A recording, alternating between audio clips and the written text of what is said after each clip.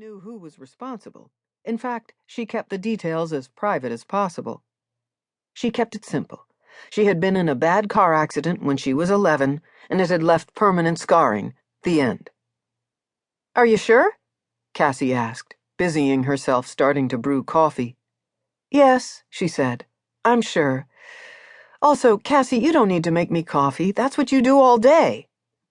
"I'm well aware of what I do all day, Rebecca, but I don't want to drink the swill that you call coffee. I'm a connoisseur, an artisan." "I'm not going to argue," Allison said, "mostly because I just want you to make the coffee." "Well, you spent all day making pie, so I suppose I'll allow it," Rebecca said. "Nobody allows me to do anything," Cassie said. "I'm independent and free. I do what I want." "Right," Lane said. "I imagine if Jake gave you some orders, you might take them." Cassie wiggled her eyebrows. "Depends on the orders." Rebecca always felt a little bit uneasy when the conversation took this kind of turn. Lane and Allison were currently single, but Allison had been married before, and Rebecca couldn't imagine Lane was as pathetic as she was. Rebecca had no experience with men, and it wasn't something she ever felt like discussing. That meant a lot of smiling and nodding was required of her at moments like these. Right now, she was all out of smile and nod. She just felt depleted. Allison seemed to notice. "Okay, Rebecca, what's really going on? You're being supernaturally quiet." "I'm contemplative," Rebecca said. "No, you really aren't," Lane said.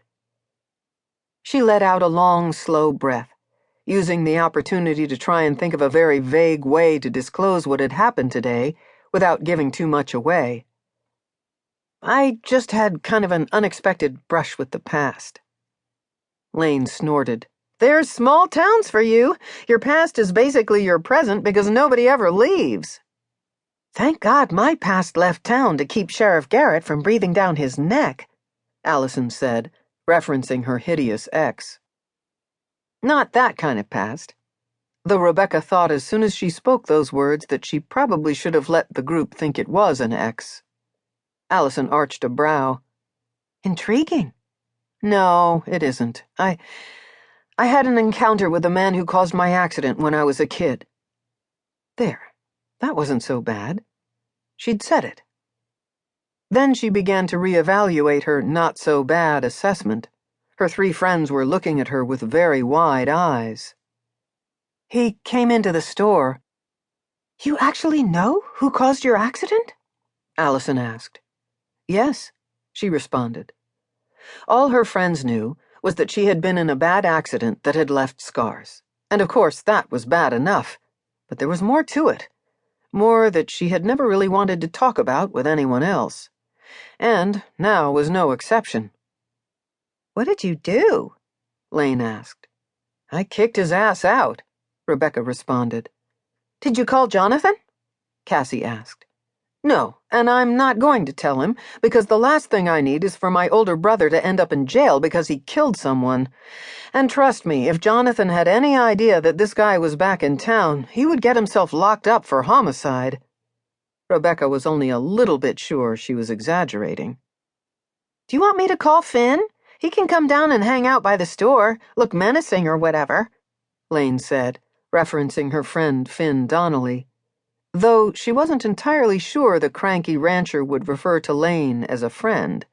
Actually, Rebecca wasn't entirely certain what Lane and Finn's deal was. "Thanks for offering the use of Finn without his permission," Rebecca said, "but I'm fine." "What does he want?" Allison asked. "Did he just want to check in with you? After all these years?" Rebecca lifted a shoulder. "I don't know, and I really don't care. As far as I'm concerned, he can jump off a bridge. I don't really want his apologies, or his pity, or his anything." And she certainly didn't want him to seize control of her building. She didn't want him to give it to her. She didn't want him to have his hands on anything that she touched. "Well, I'm all for holding grudges," Lane said. "I think it's healthy. Good for your pores." "And often keeps you safe. Forgiveness is for chumps," Allison added. "I would be the first to say that some people are